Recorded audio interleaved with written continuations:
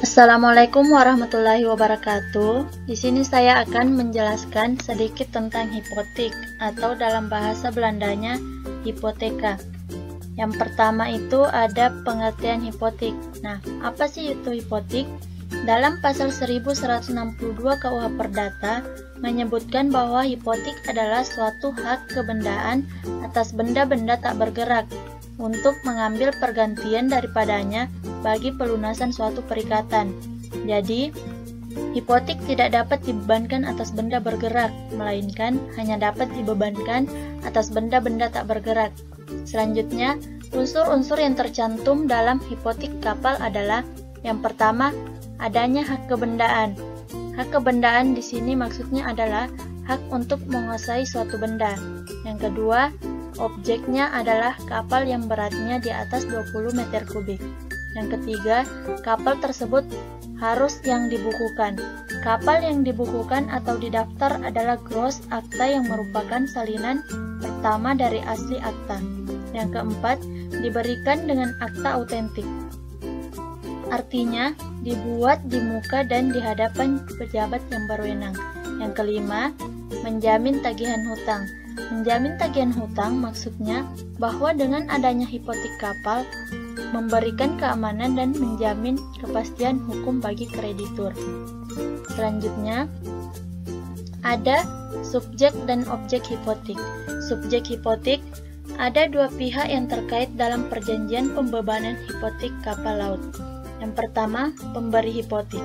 Pemberi hipotek adalah mereka yang sebagai jaminan memberikan suatu hak kebendaan atas bendanya yang tidak bergerak.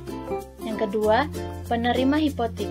Penerima hipotek adalah pihak yang meminjamkan uang di bawah ikatan hipotek. Yang kedua, objek hipotek. Objek hipotek diatur pada pasal 1164 KUH Perdata.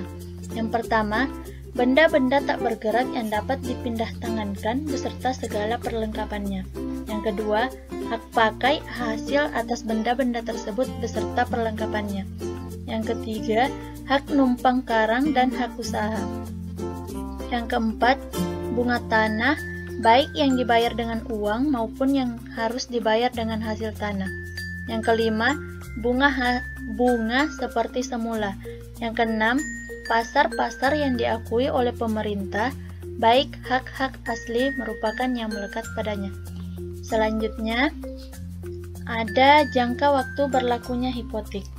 Jangka waktu berlakunya hipotek kapal laut tergantung pada substansi perjanjian pokok atau perjanjian kredit yang dibuat antara debitur atau pemilik kapal dengan kreditur atau bank. Menurut jangka waktu, perjanjian kredit dapat digolongkan menjadi 3 macam.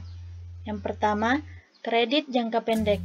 Maksudnya adalah kredit yang berjangka waktu maksimum 1 tahun.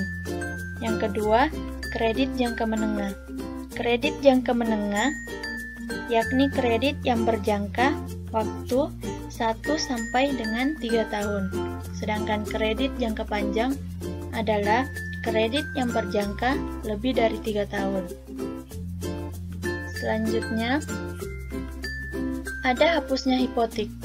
Hapusnya hipotek juga diatur pada pasal 1209 KUH Perdata.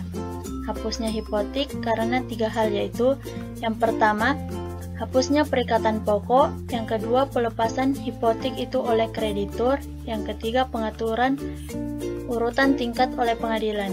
Nah, selain itu, dalam MBW diatur juga tentang hapusnya hipotek. Yang pertama, hapusnya hak menjadi landasan lahirnya hak terbatas. Yang kedua, jangka waktunya berakhir atau telah terpenuhi syarat batal. Yang ketiga, dilepaskannya dengan sukarela oleh yang mempunyai hak. Yang keempat, dihentikan sebelum jangka waktu berakhir. Yang kelima, karena percampuran. Nah, sekian yang dapat saya sampaikan. Kurang dan lebihnya mohon dimaafkan. Assalamualaikum warahmatullahi wabarakatuh.